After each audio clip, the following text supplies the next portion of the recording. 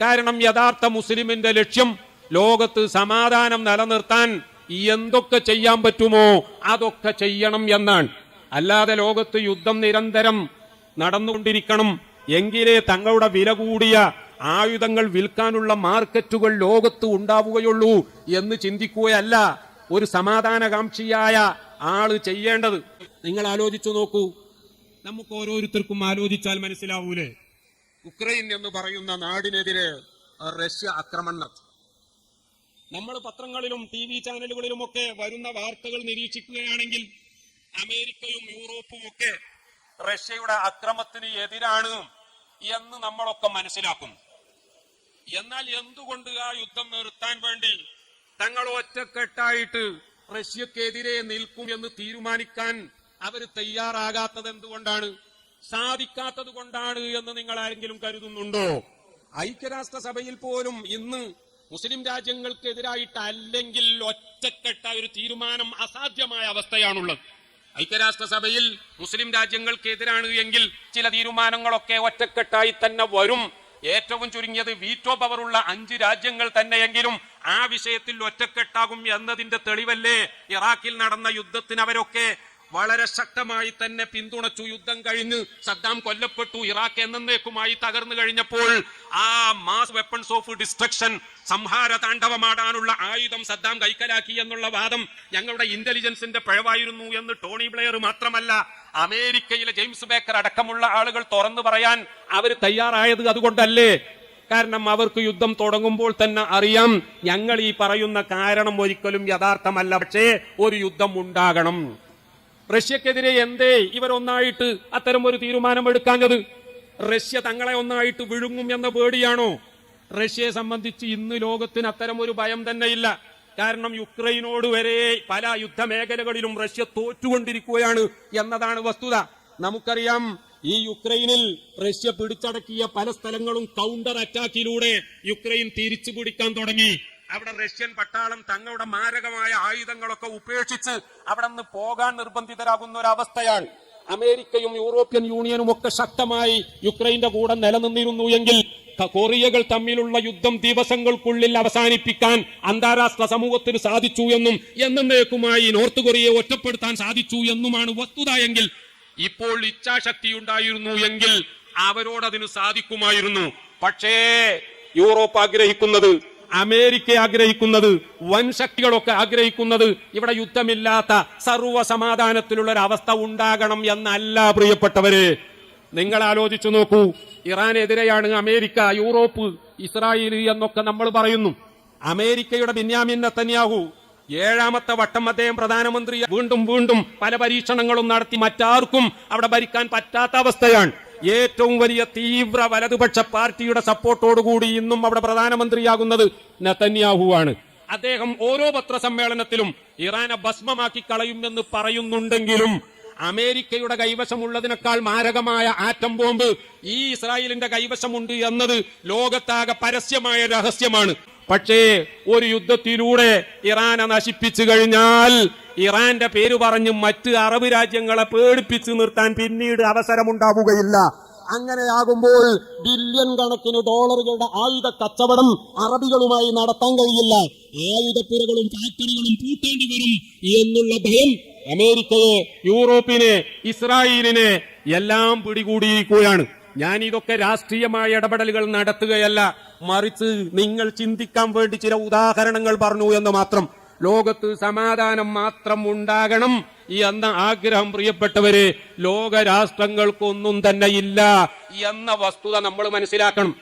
സമാധാനത്തിന് ആഗ്രഹമില്ലാത്തവർ ഒറ്റക്കെട്ടായി സമാധാനത്തിന് വേണ്ടി മാത്രം ഈ ലോകത്തേക്ക് നിയോഗിക്കപ്പെട്ട മുഹമ്മദുർ റസൂലുള്ളാഹി സ്വല്ലല്ലാഹു അലൈഹി വസല്ലമ തങ്ങളെ ഭീകരവാദത്തിന്റെ ആശാനായി ചിത്രീകരിക്കുമ്പോൾ, ആ മതത്തെ തീവ്രവാദത്തിന്റെ പ്രസ്ഥാനമായി മുദ്രകുത്തുമ്പോൾ, അതിന്റെ അനുയായികളെ മുഴുവൻ തീവ്രവാദികളാണ് എന്ന് ബ്രാൻഡ് ചെയ്യുമ്പോൾ, പ്രിയപ്പെട്ടവരെ നമ്മൾ ആലോചിക്കേണ്ടത് ഇത്തരം ആരോപണങ്ങൾ ലോകാവസാനം വരെ ഇല്ലാതെയാക്കാൻ മറ്റ് പ്രചരണങ്ങളിലൂടെയൊന്നും സാധ്യമല്ല.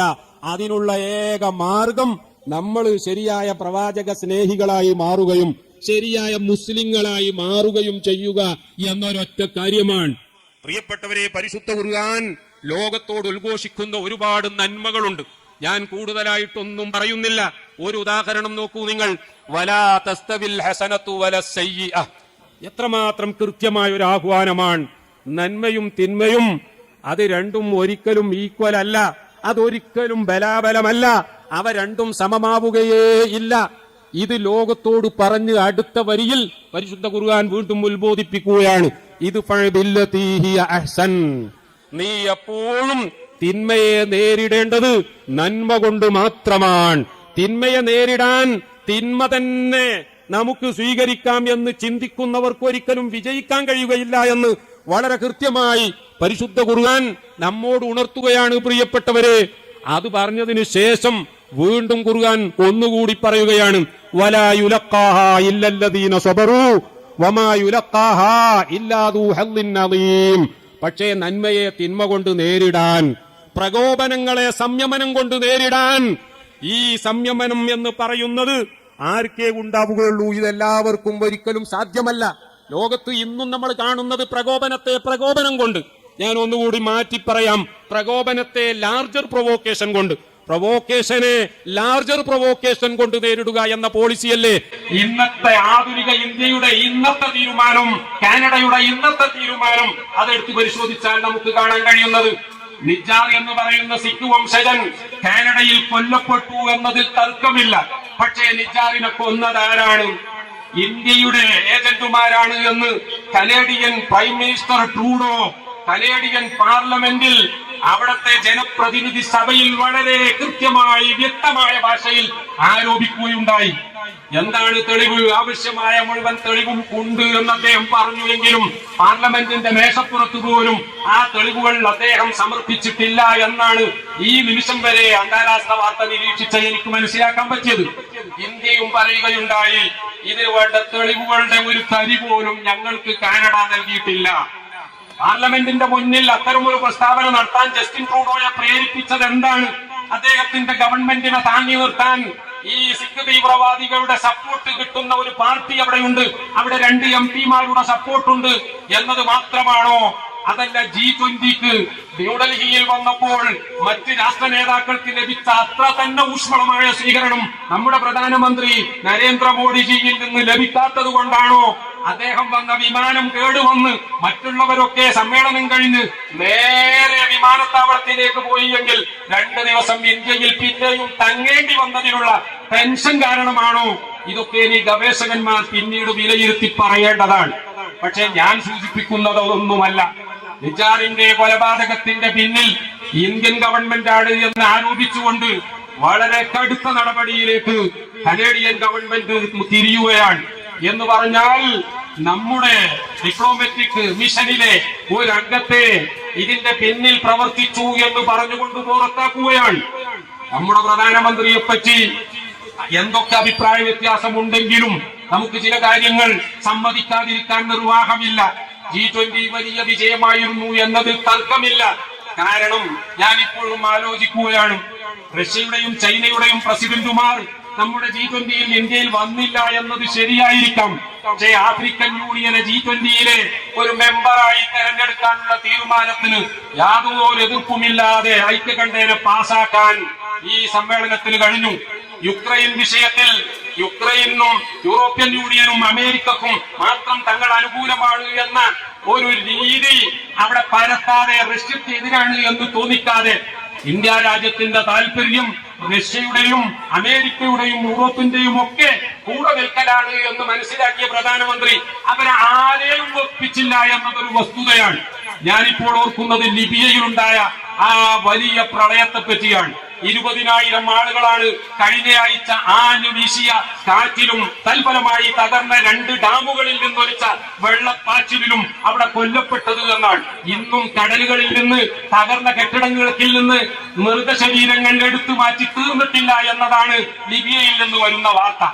ആ ലിബിയയിലെ കേന്ദ്രമായ തലസ്ഥാനമായ ട്രിപ്പോളിയിൽ ഭരണം നടത്തുന്നത് ദബീബ എന്ന അന്താരാഷ്ട്ര സമൂഹത്തിന്റെ സപ്പോർട്ടുള്ള ഭരണകൂടമാണ് എങ്കിൽ കിഴക്കൻ ലിബിയയായ ബെൻഗാസി കേന്ദ്രമായി ഭരണം നടത്തുന്നത് അറബ് രാജ്യങ്ങളിൽ ചിലരുടെ സപ്പോർട്ടുള്ള ഖലീഫ ഹഫ്തറുമാണ് എന്നത് രാഷ്ട്രീയ കാഴ്ചപ്പാടാണ്. നിങ്ങൾക്ക് അതിലൊക്കെ എത്ര താല്പര്യമുണ്ടാകും എന്ന് എനിക്കറിയില്ല. ഞാനിവിടെ ഊന്നി പറയുന്നത് തുർക്കിയിലെ റജബ് തയ്യിബ് എർദോഗാൻ ഗവൺമെന്റ് എന്ന തലത്തിൽ അദ്ദേഹം സപ്പോർട്ട് ചെയ്യുന്നത് ട്രിപ്പോളിയിലെ ഭരണകൂടത്തെയാണ് എങ്കിൽ ഈ പ്രളയം വന്നപ്പോൾ അദ്ദേഹം ഒരുപാട് വിമാനങ്ങളിൽ ദുരിതാശ്വാസ സാധനങ്ങളുമായി ലിബിയുടെ കിഴക്കൻ നഗരമായ ഖലീഫ ഹഫ്തറിന്റെ ആ അധികാരത്തിൽ കഴിയുന്ന ബെൻഗാസി എയർപോർട്ടിൽ തന്നെ കൊണ്ടുചെന്നിറക്കി ആ ദുരിതാശ്വാസങ്ങൾ ഏറ്റവും കൂടുതൽ പ്രളയം ബാധിച്ച ദർന എന്ന നഗരത്തിലേക്ക് എത്തിക്കാൻ തയ്യാറായ വാർത്ത അന്താരാഷ്ട്ര ചാനലുകളായ BBC-യും CNN-ഉം അതേപോലെ തന്നെ ഫോക്സ് ന്യൂസും ഫ്രാൻസ് 24-ഉം ഒക്കെ കൈകാര്യം ചെയ്ത വിധം ഇതാണ് ഏറ്റവും വലിയ ഡിപ്ലോമസി എന്ന് രേഖപ്പെടുത്തുകയാണ്. എന്ന് പറഞ്ഞാൽ കേന്ദ്രത്തിലെ ഗവൺമെന്റിന്റെ സപ്പോർട്ടറായി നിലനിൽക്കുമ്പോൾ തന്നെ കിഴക്ക് ബംഗാസിയിലെ ഗവൺമെന്റിനെ ഒരിക്കലും വെറുപ്പിക്കാതെ അവിടെയും ഇടപെട്ടു സഹായം ചെയ്തു. ഇതാണ് റജബ് തയ്യിബ് എർദോഗാൻ ചെയ്തത് എങ്കിൽ അതേ നയമാണ് ഇന്ത്യ രാജ്യത്ത് മോഡി G20 സംഘടിപ്പിച്ചപ്പോൾ ചെയ്തത് എന്ന് ചില ചാനലുകൾ റിപ്പോർട്ട് ചെയ്തത് ഇപ്പോൾ എനിക്ക് ഓർമ്മ വരികയാണ്. ഞാൻ പറഞ്ഞത് അത്തരം ചില ഡിപ്ലോമസികൾ നമ്മുടെ രാജ്യത്തിന്റെ താല്പര്യം എന്താണ് എന്ന് നോക്കി ചെയ്യേണ്ടി വരും. അതിലാർക്കും തർക്കമില്ല. പക്ഷേ അത്രയും വളരെയധികം ചിന്തിച്ചുകൊണ്ട് ചെയ്യുന്ന പ്രധാനമന്ത്രിയാണ് എന്ന് മറ്റ് പലരും അഭിപ്രായപ്പെട്ട മോഡിജി പ്രധാനമന്ത്രിയായപ്പോൾ കണ്ടോ, നമ്മുടെ രാജ്യത്തിന്റെ ആഭ്യന്തര പ്രശ്നങ്ങളിൽ ഇടപെടുകയാണ് അവിടെ കാനഡ ചെയ്തത് എന്ന് വ്യാഖ്യാനിച്ചുകൊണ്ട് ടിറ്റ് ഫോർ ടാറ്റ്, അടി എന്നുള്ളൊരു രീതി ഇന്ത്യ ഗവൺമെന്റ് സ്വീകരിച്ചു. ന്യൂഡൽഹിയിലെ കനേഡിയൻ മിഷനിൽ അതേ സ്ഥാനം വഹിക്കുന്ന ഉദ്യോഗസ്ഥനെ പുറത്താക്കാൻ, അതേപോലെ തന്നെ ലോകത്ത് എവിടെയുമുള്ള ഇന്ത്യൻ മിഷനുകളിൽ നിന്ന് ഒരിക്കലും കനേഡിയൻ പൗരന്മാർക്ക് വിസ നൽകില്ല എന്ന് തീരുമാനിക്കാൻ നമ്മുടെ രാജ്യം തീരുമാനമെടുത്തത് ഇന്നത്തെ പത്രങ്ങളിൽ നിങ്ങളൊക്കെ വായിച്ചിട്ടുണ്ടാവും. ഈ ഉദാഹരണം ഞാൻ എന്തിനാ കൊണ്ടുവന്നത്? നിങ്ങൾ ഒരു പക്ഷേ സംശയിക്കും, ഈ ഉസ്താദ് എന്തൊക്കെയാണ് ഈ പറയുന്നത്? ഞാൻ പറയുന്നത് മറ്റൊന്നുമല്ല. എന്താണെന്നറിയാമോ? ലോകത്ത് സഹിഷ്ണുത, അന്താരാഷ്ട്ര കാര്യങ്ങൾ പരിശോധിച്ചാലും ദേശീയ കാര്യങ്ങൾ പരിശോധിച്ചാലും പ്രാദേശിക കാര്യങ്ങൾ പരിശോധിച്ചാലും ഒക്കെ ജനങ്ങളുടെ ചിന്ത തന്നെ മാറിയിരിക്കുകയാണ്. ഇങ്ങോട്ടടിച്ചാൽ അതിന് കൂടുതലായി വോള്യം കൂട്ടിക്കൊണ്ട് സ്ട്രോങ് വർദ്ധിപ്പിച്ചുകൊണ്ട് തിരിച്ചടിക്കുക എന്നുള്ള ഒരു നയത്തിലേക്ക് ലോകം മുഴുവൻ മാറിയിരിക്കുകയാണ്. ഈ ഒരു കാഴ്ചപ്പാട് ലോകത്ത് നിലനിൽക്കുകയാണെങ്കിൽ എന്റെ ചോദ്യം, സമാധാനം എങ്ങനെ നമുക്ക് സാക്ഷാത്കരിക്കാൻ പറ്റും? സൗദി അറേബ്യയിലെ മുഹമ്മദ് ബിൻ സൽമാൻ MBS അവിടുത്തെ ക്രൗൺ പ്രിൻസ് ആണ്. മെനിയാന്ന് അദ്ദേഹത്തെ ഇന്റർവ്യൂ ചെയ്തു. മാർക്ക് എന്ന് പറയുന്ന ലോകോത്തര പത്രപ്രവർത്തകൻ, അദ്ദേഹം ഫ്രാൻസ് 24 ചാനലിലെ ഇന്റർവ്യൂ സംഘടിപ്പിക്കുന്ന ആളാണ്. മാർക്ക് MBS-നോട് ഒരു ചോദ്യം ചോദിക്കുന്നുണ്ട്. ഇറാൻ ആണവായുധം നേടുന്നത് എന്തിനാണ് നിങ്ങൾ ഭയപ്പെടുന്നത്? MBS വളരെ കൃത്യമായി മറുപടി പറയുന്നു, ഇറാൻ എന്നല്ല, ലോകത്ത് ഒരു രാജ്യവും ആണവായുധ ശക്തിയാക്കുന്നത് ഞങ്ങൾ ഇഷ്ടപ്പെടുന്നില്ല. കാരണം ആണവായുധം ഉണ്ടായിട്ട് എന്താണ് കാര്യം? അത് ഉപയോഗിക്കാൻ പാടില്ല എന്നല്ലേ നമ്മുടെയൊക്കെ തീരുമാനം. ഉപയോഗിക്കാൻ പറ്റാത്ത ഒരു ആയുധം വാങ്ങിക്കൂട്ടാൻ വേണ്ടി, അല്ലെങ്കിൽ അത് ഉണ്ടാക്കാൻ വേണ്ടി ജനങ്ങളുടെ ദാരിദ്ര്യം തുടച്ചു മാറ്റുന്നതിലേക്ക് നീക്കേണ്ട കോടികൾ ചെലവാക്കുന്നത് മൗഢ്യം എന്നല്ലാതെ മറ്റെന്താണ് ഞാൻ പറയേണ്ടത് എന്ന MBS-ന്റെ മറുപടി കേട്ടിട്ട് മാർക്ക് അത്ഭുതപ്പെടുകയാണ്. പക്ഷേ അദ്ദേഹം രണ്ടാമതൊരു ചോദ്യം കൂടി MBS-നോട് ചോദിക്കുകയാണ്. അഥവാ ഈ ഉപരോധങ്ങളും എതിർപ്പുകളും ഒക്കെ ഉള്ളപ്പോഴും ഇറാൻ ആണവായുധം കൈക്കലാക്കി എന്ന വസ്തുത യാഥാർത്ഥ്യമായി കഴിഞ്ഞാൽ നിങ്ങൾ എന്തു ചെയ്യും? ഞാൻ നേരത്തെ ഇന്ത്യയുടെയും കാനഡയുടെയും ഉദാഹരണം പറഞ്ഞത് തുല്യമായ മറ്റൊരു ഉദാഹരണമാണ് അന്താരാഷ്ട്ര തലത്തിൽ നിന്ന് കൊണ്ടുവരുന്നത്. ആ മറുപടിയിൽ MBS പറയുന്നത് നോക്കൂ, എല്ലാ ഉപരോധങ്ങളും എതിർപ്പുകളും ഒക്കെ ഉണ്ടായിട്ടും ഇറാൻ ആണവായുധം കൈക്കലാക്കി എന്ന വസ്തുതയായി സ്ഥിരീകരിക്കപ്പെടുന്ന പക്ഷം ഒരു നിലക്കല്ലെങ്കിൽ മറ്റൊരു നിലക്ക് ഞങ്ങളും ആണവായുധം കൈക്കലാക്കാൻ വേണ്ടത് ചെയ്യും. പ്രിയപ്പെട്ടവരെ നോക്കൂ, നിങ്ങൾ ലോകം മുഴുവൻ ചിന്തിക്കുന്നത് സമാധാനമല്ല, ഇങ്ങോട്ടടിച്ചാൽ ഡബിൾ സ്ട്രോങ്ങിന് തിരിച്ചടിക്കാൻ എന്തൊരു വഴിയുണ്ട്. അതുകൊണ്ടല്ലേ ഈ അടുത്ത് ആഫ്രിക്കയിലെ നൈജർ എന്ന് പറയുന്ന നാട്ടിൽ പ്രിയപ്പെട്ടവരെ പട്ടാള അട്ടിമറി നടന്നു. അവിടെ ഇക്കോവാസ് എന്ന് പറയുന്ന പശ്ചിമേഷ്യൻ രാജ്യങ്ങളുടെ കൂട്ടായ്മ അവര് ഇടപെടാൻ തീരുമാനിച്ചു. ഞങ്ങൾ സൈന്യത്തെ നിയോഗിക്കും എന്ന് പറഞ്ഞു. നൈജറിന് സപ്പോർട്ടായി ബുർക്കിന ഫാസോ രംഗത്ത് വന്നു. പിറ്റേന്ന് മാലി എന്ന് പറയുന്ന രാജ്യം മുന്നോട്ട് വന്നു. ആ രണ്ട് രാജ്യങ്ങളിലും നേരത്തെ ഫ്രാൻസിന്റെ സൈനിക സാന്നിധ്യത്തെ എതിർത്തുകൊണ്ട് പട്ടാള അട്ടിമറി നടന്ന രാജ്യങ്ങളാണ്. ആ രണ്ട് രാജ്യങ്ങളും മുന്നോട്ട് വന്നുകൊണ്ട് പറഞ്ഞു, നൈജറിനെ തൊട്ടാൽ അക്കളി തീക്കളിയായിരിക്കും, സൂക്ഷിച്ചോ, ഞങ്ങളുടെ പട്ടാളത്തെ ഞങ്ങൾ നൈജറിൽ വിന്യസിക്കാൻ പോവുകയാണ്. നോക്കണം, ഐക്യരാഷ്ട്ര സഭക്ക് ഒന്നും ചെയ്യാൻ പറ്റിയില്ല, യൂറോപ്യൻ യൂണിയന് അനങ്ങാൻ പറ്റിയില്ല. മാത്രമല്ല അവിടെയൊക്കെ സൈനിക സാന്നിധ്യമുള്ള ഫ്രാൻസ് ബുർക്കിനഫാസോയിൽ നിന്നും മാലിയിൽ നിന്നും സൈന്യങ്ങളെ പിൻവലിക്കാൻ നിർബന്ധിതരായപ്പോൾ ഞങ്ങൾ നൈജറിൽ നിന്ന് പിൻവലിക്കൂല എന്ന് പറഞ്ഞപ്പോൾ അവരുടെ 1800 പട്ടാളക്കാരെ അവിടെ തന്നെ നിലനിർത്തുകയാണെങ്കിൽ അവരുടെ അംബാസിഡറെ വീട്ടുതടങ്കലിലാക്കി നൈജർ വെല്ലുവിളിച്ചിരിക്കുകയാണ്. ഫ്രാൻസിനൊന്നും ചെയ്യാൻ പറ്റിയില്ല, ആഫ്രിക്കൻ യൂണിയൻ ഒന്നും ചെയ്യാൻ പറ്റിയില്ല. പറഞ്ഞത് ലോകം അസഹിഷ്ണുതയുടെ നേരെ വളരെ ശക്തമായി മുന്നേറുകയാണ്. ഇവിടെയാണ് ബഹുമാനപ്പെട്ട മുഹമ്മദുർ റസൂലുള്ളാഹി 1400 വർഷങ്ങൾക്ക് മുമ്പ് പ്രിയപ്പെട്ടവരെ ലോകത്തോട് പറഞ്ഞതാണ്. ഞാൻ നേരത്തെ നിങ്ങളെ കേൾപ്പിച്ചത്, വലാ തസ്തവിൽ ഹസനത്തു വല സയ്യിഅ, ഒരിക്കലും നന്മയും തിന്മയും ഒരിക്കലും നെവർ ഈക്വൽ, അവ ഒരിക്കലും സമമല്ല. ഇത് നീ എപ്പോഴും തിന്മയെ നേരിടേണ്ടത് നന്മ കൊണ്ടാണ്. തിന്മയെ നേരിടാൻ നന്മയാണ് നീ ഉപയോഗപ്പെടുത്തുന്നതെങ്കിൽ അതിന്റെ അനന്തര ഫലം എന്തായിരിക്കുമെന്നറിയാമോ?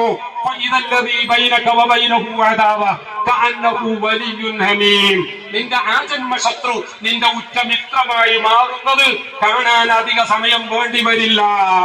പ്രിയപ്പെട്ടവരെ, റസൂലുള്ളാഹി സ്വല്ലല്ലാഹു അലൈഹി വസല്ലമ തങ്ങളെ കൊല്ലാൻ വേണ്ടി വിശത്തിലൂട്ടിയ വാളുമായി പോകുന്ന ഒരു ചെറുപ്പക്കാരനെ നോക്കൂ. ആ ചെറുപ്പക്കാരന്റെ പേര് ഉമർ എന്നാണ്.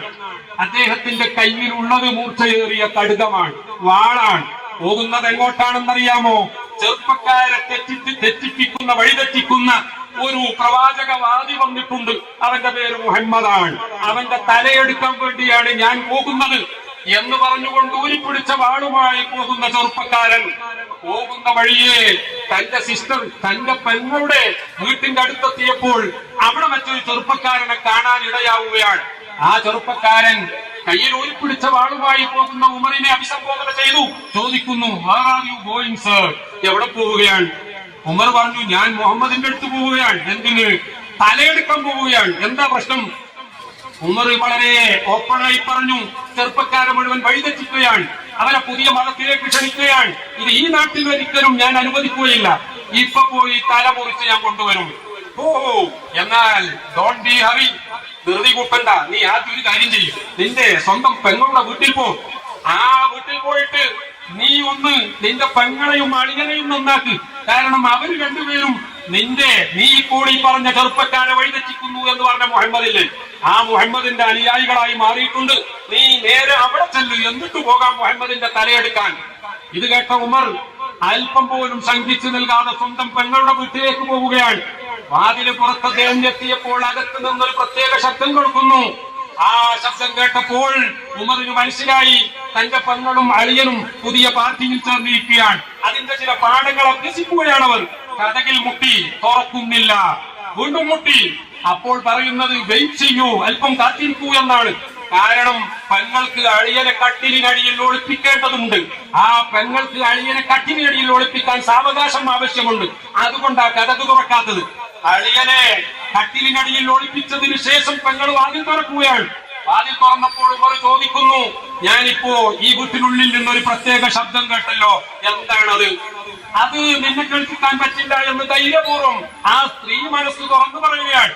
തന്റെ സഹോദരനെ പറ്റി, സഹോദരന്റെ ശൗര്യത്തെ പറ്റിയും ക്രൗര്യത്തെ പറ്റിയും നന്നായി ബോധ്യമുള്ള ആ പെങ്ങൾ പക്ഷേ അല്പം പോലും പതറിയില്ല. അവര് പറഞ്ഞു, നിന്നെ കേൾപ്പിക്കാൻ പറ്റില്ല. ഉമർ റളിയല്ലാഹു അൻഹു പറഞ്ഞു, എനിക്ക് കേൾക്കണം, നിങ്ങൾ വായിച്ചുകൊണ്ടിരുന്ന പുസ്തകം എനിക്ക് വായിക്കണം. ഉടനെ പെങ്ങൾ പറഞ്ഞു, പക്ഷേ ഇത് വൃത്തിയില്ലാത്തവർക്ക് നൽകാൻ സാധ്യമല്ല, നീ പോയി കുളിച്ച് വൃത്തിയായി വായെങ്കിൽ തരാം. പെട്ടെന്ന് കണ്ടോ എന്താണ് അവിടെ സംഭവിക്കുന്നത്? ഉമർ പോവുകയാണ്, കുളിച്ച് വൃത്തിയായി വരികയാണ്. ആ സമയത്താണ് വായിച്ചുകൊണ്ടിരുന്ന പുസ്തകം ഉമറിന്റെ കയ്യിലേക്ക് കൊടുക്കുന്നത്. ഉമർ അതിന്റെ പേജ് തുറന്നു നോക്കി വായിക്കുകയാണ്. താഹ മാ അൻസൽനാ അലൈക്കൽ ഖുർആന ലിതശ്ഖാ ഇല്ലാ തദ്കിറത്തൻ ലിമൻ യഖ്ശാ തൻസീലൻ മിമ്മൻ ഖലഖൽ അർള വസ്സമാവാതിൽ ഉലാ അർറഹ്മാനു അലൽ അർശി ഇസ്തവാ ഇൻ തജ്ഹർ ബിൽ ഖൗലി ഫഇന്നഹു യഅലമു സിർറ വഅഖ്ഫാ അല്ലാഹു ലാ ഇലാഹ ഇല്ലാഹു. അത്രയും ഓതേണ്ട സമയമേ കിട്ടിയുള്ളൂ. അപ്പോഴേക്കും ഉമറിന്റെ ഹൃദയം മാറുകയാണ്. നബിയെ, അള്ളാഹുവിന്റെ റസൂലിനെ വിളിച്ചുകൊണ്ട് ആ റസൂലിന്റെയും നമ്മുടെയൊക്കെ സൃഷ്ടാവായ അള്ളാഹു സമ്മതിക്കുകയാണ്. നോക്കണം, സൃഷ്ടിയെ വിളിച്ചുകൊണ്ട് സൃഷ്ടാവ് എത്ര സ്നേഹസമൃദ്ധമായ ഭാഷയിലാണ് സംസാരിക്കുന്നത്. വല്ലാത്തൊരു വിളി. ത്വാഹയെ വിളിച്ചുകൊണ്ട് പറയുന്ന കാര്യം എന്താ? മാ അൻസൽനാ അലൈക്കൽ ഖുർആന ലിതശ്ഖാ. ഈ ദിക്ഗ്രന്ഥം നൽകുന്നത് നിങ്ങൾ പ്രയാസപ്പെടാൻ വേണ്ടിയല്ല. മക്കൾ നമ്മളൊക്കെ ആലോചിക്കേണ്ടതാ. നമ്മൾ ഈ വേദഗ്രന്ഥത്തിന്റെ ആളുകളായത് നമ്മൾ കഷ്ടപ്പെടാൻ വേണ്ടിയോ, നമ്മൾ മറ്റുള്ളവരുടെ ദൃഷ്ടിയിൽ ഒന്നിനും കൊള്ളാത്തവരായി മാറാൻ വേണ്ടിയോ ഒന്നുമല്ല പ്രിയപ്പെട്ടവരെ. അല്ലെങ്കിൽ പണ്ട് കുമാരനാശാൻ പറഞ്ഞതുപോലെ നമ്മളെല്ലാവരും കേട്ടതല്ലേ, തൊട്ടുകൂടാത്തവർ, തീണ്ടിക്കൂടാത്തവർ, ദൃഷ്ടിയിൽപ്പെട്ടാലും ദോഷമുള്ളവർ, കെട്ടില്ലാത്തവർ, തമ്മിലുണ്ണാത്തവർ എന്നിങ്ങനെ ഒട്ടല്ലഹോ ജാതി കോമരങ്ങൾ. പ്രിയപ്പെട്ടവരെ, കുമാരനാശൻ എഴുതിയത് എന്തിനാണ് എന്നതിനെ സംബന്ധിച്ച് തർക്കമുണ്ടെങ്കിലും അന്നത്തെ ജാതി വ്യവസ്ഥ അതായിരുന്നു എന്ന് കുമാരനാശൻ പറഞ്ഞു എങ്കിൽ നമ്മുടെ മന്ത്രി മിനിയാന്ന് പറഞ്ഞത് അതേ ജാതി വ്യവസ്ഥ ഇന്ന് എന്റെ കേരളത്തിലുമുണ്ട് എന്ന് അദ്ദേഹം പറയുകയുണ്ടായി. മാത്രമല്ല, ഉദയനിധി സ്റ്റാലിൻ തമിഴ്നാട്ടിൽ അത്തരം ജാതി വ്യവസ്ഥയെ വളരെ ശക്തമായി ആക്ഷേപിച്ച് മുന്നോട്ട് വന്നത് ഞാൻ അതിലേക്കൊന്നും കടക്കുന്നില്ല പ്രിയപ്പെട്ടവര്. സനാതന ധർമ്മം എന്താണെന്നോ സനാതന മൂല്യങ്ങൾ എന്താണെന്നോ അതിലേക്കൊന്നും ഞാൻ കടക്കുന്നില്ല. ഞാൻ പറഞ്ഞു വന്നത് പ്രിയപ്പെട്ടവര്, പരിശുദ്ധ ഖുർആൻ പറയുകയാണ്, നിങ്ങൾ അൺടച്ചബിൾ ആകാനോ മറ്റുള്ളവരുടെ മുന്നിൽ നിങ്ങൾ ഒന്നിനും കൊള്ളാത്തവരാകാനോ അല്ല. മാ അൻസൽനാ അലൈക്കൽ ഖുർആന ലിതശ്ഖാ. നിങ്ങൾ കഷ്ടപ്പെടാൻ വേണ്ടിയോ പ്രയാസപ്പെടാൻ വേണ്ടിയോ അല്ല ഈ ദിക്ഗ്രന്ഥം നിങ്ങൾക്ക് നൽകിയിട്ടുള്ളത്. ഇതനുസരിച്ച് നിങ്ങൾ ജീവിച്ചാൽ പ്രപഞ്ചത്തിന്റെ മുഴുവൻ സൃഷ്ടാവിന്റെ ഇംഗിതത്തിന് വഴങ്ങിയവരായി നിങ്ങൾ മാറും. അങ്ങനെ സൃഷ്ടാവിനനുസരിക്കുന്ന സൃഷ്ടികളായി നിങ്ങൾ മാറിയാൽ സൃഷ്ടാവ് തയ്യാറാക്കിയ സ്വർഗത്തിലേക്ക് നിങ്ങൾക്ക് കടന്നു ചെല്ലാം എന്നതാണ് പരിശുദ്ധ ഖുർആൻ പ്രഖ്യാപിച്ചത് എങ്കിൽ അത് വാങ്ങി വായിച്ച ഉമർ ഇബ്നുൽ ഖത്താബ് റളിയല്ലാഹു അൻഹു പ്രിയപ്പെട്ടവരെ ആ വാളുമായി റസൂലുള്ളാഹി സ്വല്ലല്ലാഹു അലൈഹി വസല്ലമ തങ്ങളുടെ ഹദ്റത്തിലേക്ക് പോവുകയാണ്. ബഹുമാനപ്പെട്ട ഇബ്നു അബ്ബാസ് റളിയല്ലാഹു അൻഹുമ റസൂലുള്ളാഹി സ്വല്ലല്ലാഹു അലൈഹി വസല്ലമ തങ്ങളുടെ വീട്ടിൽ കാവൽക്കാരനായുണ്ട്. അദ്ദേഹം ദൂരത്തേക്ക് ഇടക്കിടക്ക് നോക്കുന്നുണ്ട്. കാരണം ശത്രുക്കളുടെ ഭീഷണി ഒഴിയാത്തൊരു സമയമാണ്. അതുകൊണ്ട് തന്നെ ആരാ വരുന്നത് എന്ന് ഇടക്കിടക്ക് ശ്രദ്ധിച്ചുകൊണ്ടേ ഉമർ റളിയല്ലാഹു അൻഹുവിന്റെ രൂപം തന്റെ കണ്ണിൽപ്പെട്ടപ്പോൾ ഭയവിഹ്വലനായ ഇബ്നു അബ്ബാസ് റളിയല്ലാഹു അൻഹു അല്ലാഹുവിന്റെ റസൂലിനോട് പറയുകയാണ്, തങ്ങളെ സംഗതി അത്ര പഥ്യമല്ല, എനിക്ക് തോന്നുന്നത് എന്തോ ഒരു പന്തികേട് തോന്നുന്നു. ഉമർ കയ്യിൽ വാളുമായി വരുന്നുണ്ട്. അല്ലാഹുവിന്റെ റസൂൽ ആരാ പ്രിയപ്പെട്ടവരെ? സാധാരണക്കാരാണെന്നോ മരിച്ചാൽ ദുർഗന്ധം കൊണ്ട് മറ്റുള്ളവർ ബുദ്ധിമുട്ടാതിരിക്കാൻ വേണ്ടിയാണ് കുഴിച്ചിട്ടത് എന്നൊന്നും പറയുന്നവർ യഥാർത്ഥ മുസ്ലിം അല്ല എന്ന് പറയുക തന്നെ വേണം. ഞാൻ വിശദീകരണത്തിലേക്ക് കടക്കുന്നില്ല. അള്ളാഹുവിന്റെ റസൂൽ ആരാ? അള്ളാഹുവിന്റെ റസൂലും സിദ്ദീഖുൽ അക്ബർ റളിയല്ലാഹു അൻഹു മാത്രം ഒരു ഗുഹയിൽ അകപ്പെട്ട സംഭവം നിങ്ങൾക്ക് ഓർമ്മയില്ലേ? ശത്രുക്കളാകത്ത് എറിഞ്ഞു വരുന്നു. അവര് രണ്ടുപേരും കഴിഞ്ഞുകൂടുന്ന ആ ഗുഹയുടെ തൊട്ട് മേലെ അവരെത്തിയിരിക്കുകയാണ്. സിദ്ദീഖ് റളിയല്ലാഹു അൻഹു മേൽപോട്ട് നോക്കിയപ്പോൾ ആ ഗുഹക്കുള്ള ദ്വാരത്തിലൂടെ കാണുകയാണ് ശത്രുക്കളുടെ കാൽപാദങ്ങൾ. അവരെങ്ങാനും ഒന്ന് താഴോട്ട് നോക്കിയാൽ തീർച്ചയായിട്ടും ആ ഗുഹയിൽ ഒളിച്ചിരിക്കുന്നവരെ കാണും. അതോടുകൂടി ഈ പ്രസ്ഥാനം മുളയിലെ എന്നുള്ളപ്പെടും എന്ന് ബോധ്യമുള്ള സിദ്ദീഖുൽ അക്ബർ റളിയല്ലാഹു അൻഹു പറഞ്ഞു, തങ്ങളെ അവരെത്തിക്കഴിഞ്ഞു, എന്താ ചെയ്യ, രക്ഷപ്പെടുമോ? അല്ലാഹുവിന്റെ റസൂൽ ഒറ്റ ചോദ്യ ചോദിക്കുന്നത്, മാ വന്നുക ബിസിനൈനി വല്ലാഹു സാലിസുഹുമാ. നമ്മൾ രണ്ടുപേരാണെങ്കിലും നമ്മുടെ കൂടെ അല്ലാഹ് എന്ന ഒരു മൂന്നാമത്തെ ശക്തി ഉണ്ടെങ്കിൽ പിന്നെ നീ എന്തിനാ പേടിക്കുന്നത്? എന്തായിരുന്നു അല്ലാഹുവിന്റെ